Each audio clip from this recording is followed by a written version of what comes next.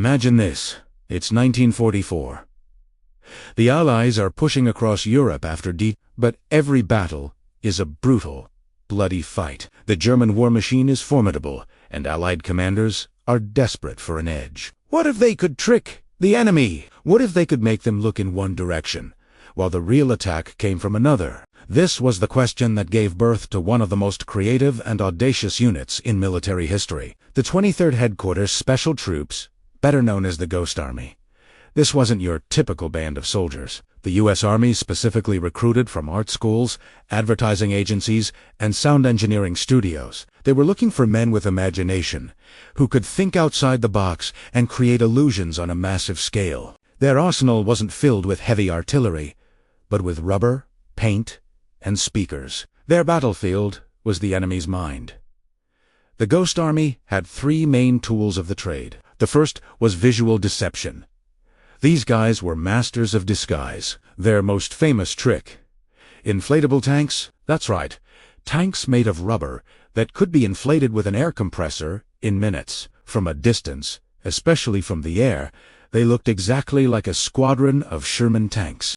A handful of men could create the illusion of an entire armored division getting ready to attack. They'd even create fake tracks in the dirt to make it look like the tanks had been moving around. It was a Hollywood special effect, dropped right onto the front lines of World War II.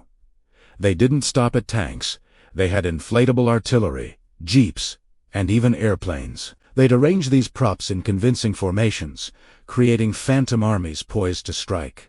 Enemy reconnaissance planes would fly over, spot this massive buildup, and report back to German command, who would then divert real troops and resources to counter a threat that was literally full of hot air. But a silent army isn't very convincing, is it? That's where the second part of their operation came in: sonic deception. The unit had a team of sound engineers who had recorded the noises of entire divisions on the move. They had everything: the rumble of tank treads, the clatter of construction, even the casual chatter of soldiers. They would drive up near the front lines in specialized sound trucks, equipped with massive speakers, and blast these recordings for miles. Imagine you're a German soldier, dug into a trench at night. Suddenly, out of the darkness, you hear the unmistakable sound of an entire armored division moving into position just over the next hill. You hear hundreds of tanks, trucks, and men. You'd be terrified.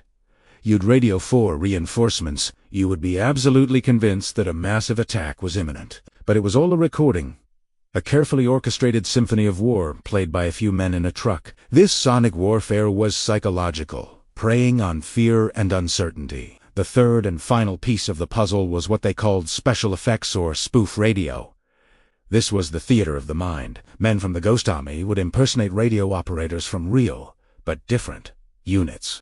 They'd broadcast fake messages, creating a web of false information for German intelligence to intercept. They'd drive from town to town, wearing the divisional patches of the units they were impersonating. They'd go to local cafes, have a drink, and casually drop information about their upcoming attack for local spies to overhear. Every action was a performance, designed to sell the illusion. Their operations were incredibly dangerous. They were often operating just a few miles from the front line, sometimes even closer.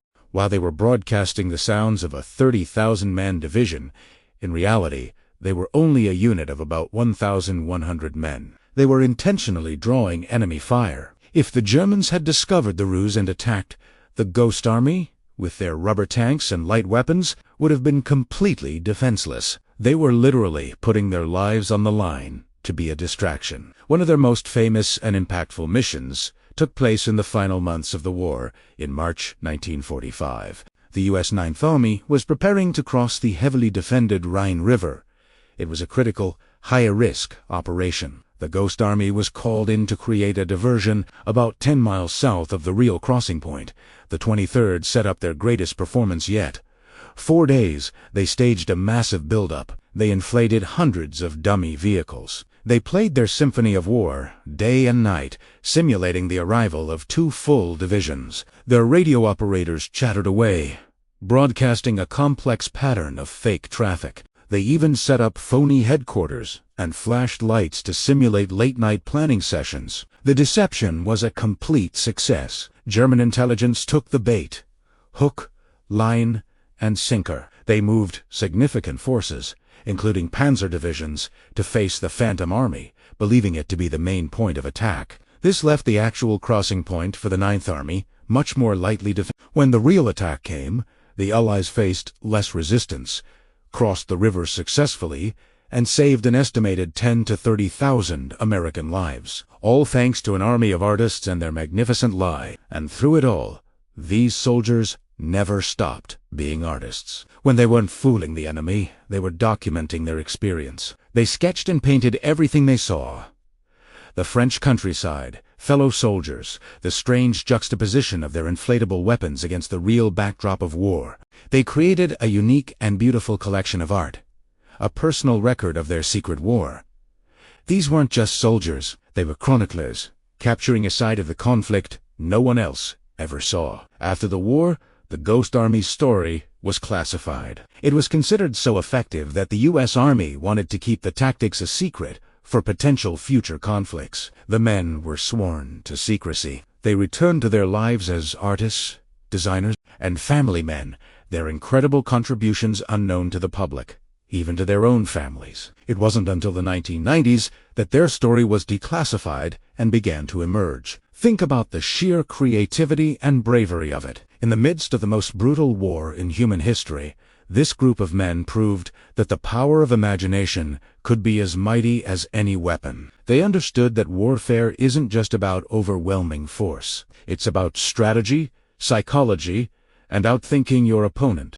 The Ghost Army didn't just fool Hitler's generals. They redefined what it means to be a warrior. They fought with ingenuity and left a legacy that proves that sometimes the most powerful weapon is a brilliantly told story. Their contributions were finally officially recognized in 2022 when the unit was awarded the Congressional Gold Medal, one of the nation's highest honors, a long overdue tribute to the secret soldiers who painted, performed, and broadcast their way to victory. Thank you so much for watching. If you found this story as fascinating as I did, please hit that like button and subscribe for more incredible tales from history. Let me know in the comments what you think about the Ghost Army's creative tactics. See you in the next video.